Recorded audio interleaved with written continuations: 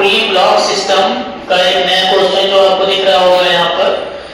Basically ये question NEET JEE के लिए बहुत ही इंपॉर्टेंट होते हैं, जो हमेशा एप्लीकेशन बेस्ड क्वेश्चन आता है। आपको दिख रहा होगा इस डायग्राम में एक मंकी है जो एक बनाना को लिफ्ट कर रहा है। चलिए इस क्वेश्चन को पढ़ते हैं। जैसे इसमें लिखा है 12 kg monkey climbs a light rope। एक 12 kg मास का मंकी है जो क्लाइंब कर रहा है किसी रोप के through, as shown in the figure. The rope passes over a pulley. ये पुली है, यहाँ पे इससे पास कर रहा है ये पुली दिया हुआ है आपको, and is attached to a 60 kilogram bunch of bananas. और ये जो है बनानास है, इसकी वैल्यूज दिया हुआ है 60 kilogram. Mass and friction in the pulley are negligible. यानी ये जो पुली है यहाँ पे मास और फ्रिक्शन दोनों आपको नहीं लेना है। So that the effect of pulley is only to reverse the direction of force of the rope. यानी पुली का इस क्वेश्चन में जो मेन वर्क है वो फोर्स की डायरेक्शन को चेंज करना होता है। अब और भी इसके आगे पढ़ेंगे। जैसे लिखा हुआ है what maximum acceleration can the monkey have without lifting the bananas. यानी मंकी का सबसे मैक्सिमम एक्सीलरेशन क्या है जब वो बनानास को लिफ्ट नहीं करता है। तो इस क्वेश्चन को हम कैसे सॉल्व करेंगे? इस क्वेश्चन को हम बेसिकली सॉल्व करेंगे with the help of FPD. Now draw the FPD of both the phenomena, first monkey and the second banana. तो पहले हम इस मंकी का डायग्राम बनाते हैं एफपीडी। फॉर मंकी अगर हम देखें मंकी का, तो मंकी को मैं अभी ऐसे कुछ पार्टिकल्स के थ्रू दिखा रहा हूं। ये हम कंसीडर करेंगे ये मंकी। अब मंकी के ऊपर एक टेंशन फोर्स लग रहा होगा, ये स्टिंग के थ्रू, ये जो स्टिंग है इसमें एक टेंशन आ रहा होगा। और मंकी का खुद मास है, यहाँ पे जो है ये मास है मंकी का। तो यहाँ पे ये मंकी का मास दिया हुआ है 12 और जी की वैल्यू दी है 10। तो mg के है तो ये हो गया इतना। और ये जो एक्सीलरेशन यहाँ पे गिवन है ना, ये मंकी खुद ऊपर जा रहा होगा टेंशन फोर्स से। और ये जो बनानास है वो ऊपर नहीं जा पा रहा है, वो नीचे ही है। बनानास का जो वेट है आप टीयर इसमें अगर कंसीडर करोगे तो 60 किलोग्राम दिया था यहाँ पे कहीं पे। बनानास का जो वेट है वो 16 किलोग्राम है।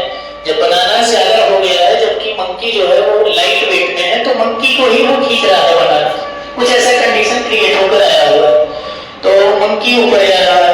ये एक्सीलरेशन हो गया, यानी टेंशन वाला फोर्स ज्यादा है। जो ज्यादा फोर्स होता है उसमें कम वाले फोर्स को माइनस कर दिया जाता है, और mass of monkey into acceleration ये कर दिया। ये इक्वेशन नंबर 1 हो गया आपका।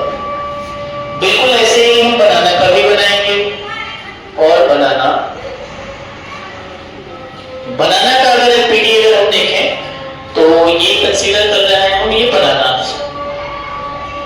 एक टाइम के लिए कंसीडर करेंगे। ये बनानास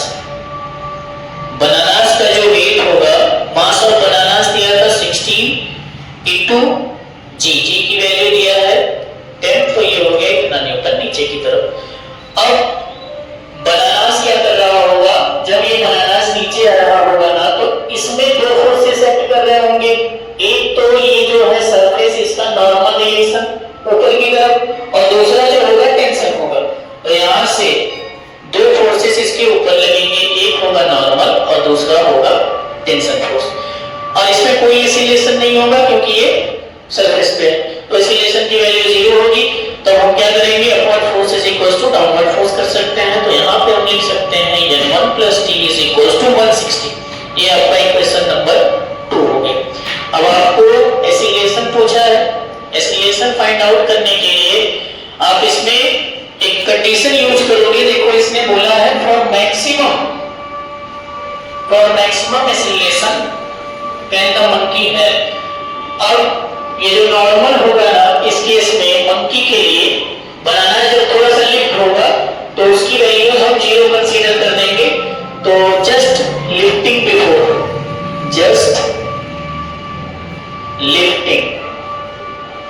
द बिफोर जो ये n होगा वो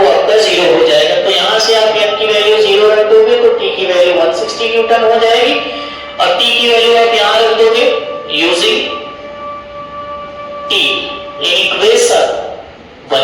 इक्वेशन 1 में आप टी की वैल्यू रखो 160 minus 120 is equals to 12a, ये माइनस हो गया तो 40 इज इक्वल्स टू 12a, तो a की वैल्यू आई 40 अपॉन में 12, कैंसिल करिए 20 और ये 10 अपॉन में 30, आप इससे कैंसिल करोगे तो 3.33 मीटर पर सेकंड स्क्वायर, यानी जो मंकी का एक्सीलरेशन होगा आपका